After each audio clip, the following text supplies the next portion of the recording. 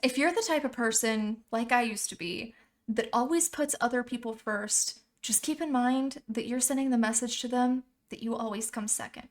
Hello everyone, thank you so much for joining me here today. If you're new, I'm Amanda. Welcome to the channel where we are all about shattering the mental health stigma. If you haven't already, please make sure you make sweet, sweet love to that subscribe button. Give the bell a few kisses so you're not missing any of this content designed to help you with your mental health or help someone else. Today I'm going to be reacting to Comfortably Numb by Pink Floyd at the request of my amazing Patreon, Zachary. Thank you so much for your love and support. If you haven't had a chance to check out my Patreon, please make sure to do so. Every single dime goes toward my mental health outreach, and you get some pretty amazing perks like priority song requests and private little Zoom calls with me every single month, as well as so much else. So make sure to check that out. Link is in the description. And before you rake me across the coals, I have heard of Pink Floyd. I've just never taken the time to delve into Pink Floyd's music, but you get to be part of that experience today. So here we go. Pink Floyd, Comfortably Numb.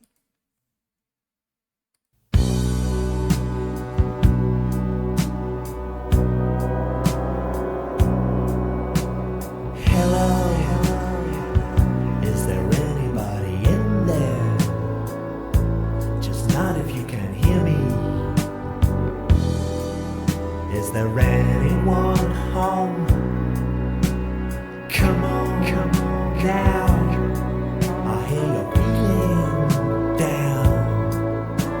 Well, I can ease your pain, get you on your feet again. Relax. I need some information first. Just the basic facts. I'm just gonna do a quick initial opinion of this. My first thought is drugs or alcohol luring you in by pretending to be your friend. But then I thought of the time where a boyfriend found me OD'd on cocaine on the bathroom floor and just had that very passive, y'all right attitude, like, hey, y'all right in there?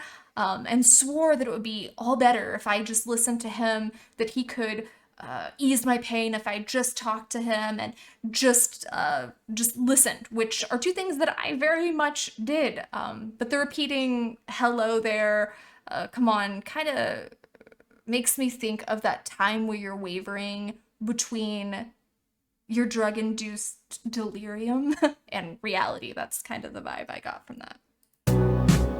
There is no pain you are receding. A distant ship, smoke on the horizon. You are only coming through in waves. Your lips move, but I can't hear what you're saying. When I was a child, I had fever. My hands felt just like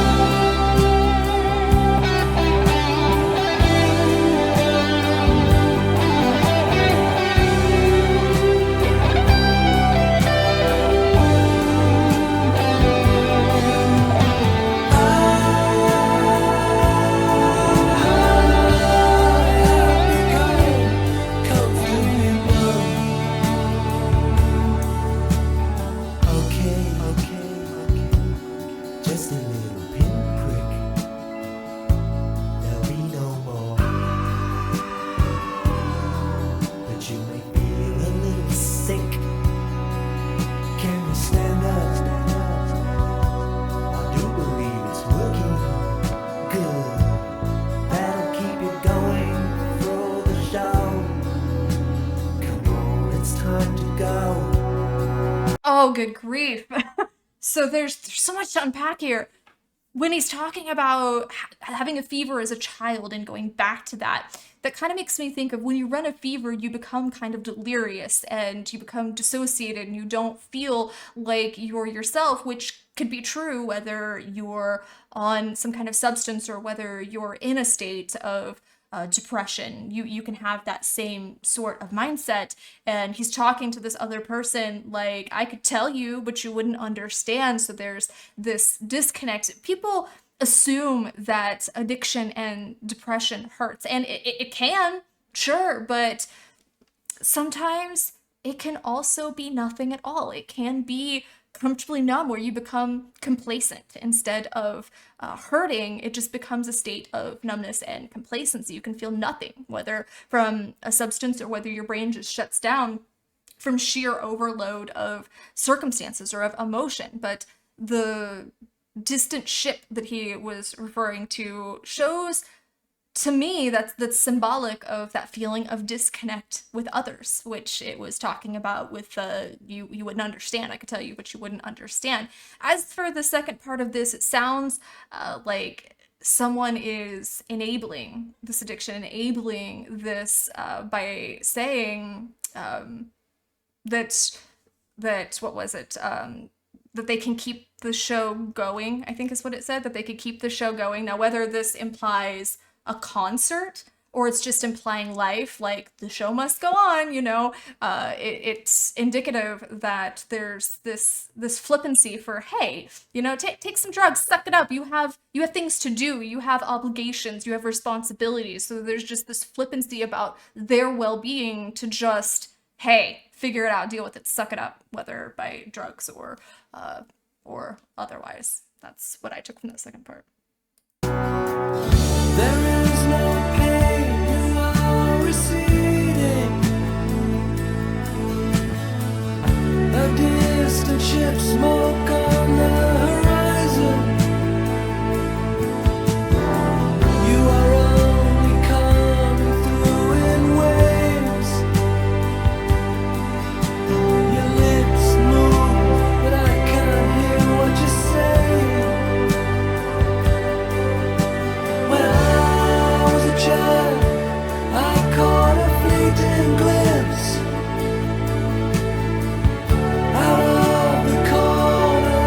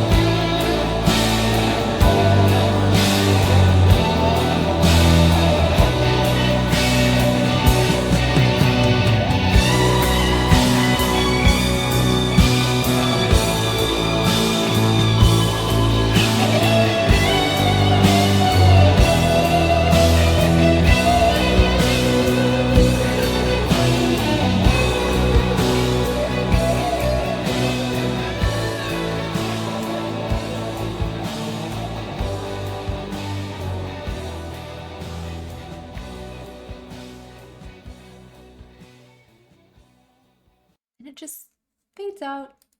Just fades out into oblivion. I think that fade out was really telling too, but the song is almost an anesthetic itself. It just has this very soothing effect to it. I just felt myself, I don't know if it was visible, but I could just feel myself as it went on, regressing myself, just regressing into myself. So that was kind of interesting. This last verse represents to me a loss of innocence, a longing for the carefree days that he feels like he can remember sometimes here and there or connect to briefly from time to time, but can't hold on to, so he concedes to numbness for a coping mechanism, which makes total sense. And it doesn't even have to be, as I said, done through a drug. Sometimes we just say, well, I can't do any better than this, so I'm just going to be complacent and accept my fate, as in I can't get out of this depression, I can't get out of this mental state, so I'm just going to float along. I'm just gonna live complacently ever after, because doesn't that just sound romantic? Doesn't that just sound great? But there's been times in my life where I've said, man, whatever, I can't do anything, I can't do any better than this. So but I can't believe even I this time can't believe that I've never really dove into this, because it seems like stuff that I would have listened to as a teenager back when I smoked pot, or when I was just trying to trance out, you know. It feels like something I would have listened to. And maybe I did at some point, I just don't have any conscious memory of it. I do know something about Pink Floyd. I think it's this album, and The Wizard of Oz. If you play it, then it's very poetic, that it kind of tells a very interesting story. I don't know, I've never tried that, but maybe I will. Maybe we can do a reaction to that. But I'm glad that I finally took the dive, because I think it was a very interesting story, but also, like I said, it just had a very unique calming effect to it. That's not what I went to it expecting. I didn't expect that calming effect, but I can understand why so many people listen to this music to relax. So thank you so much for recommending this video. Make sure you're sharing your stories here in the comments. Good, bad, and crazy. That's how we shatter the mental health stigma, is by talking about it. Give this video a thumbs up, share it. You never know who might need to see it. And I'll see you guys soon. I love you so much. Mwah.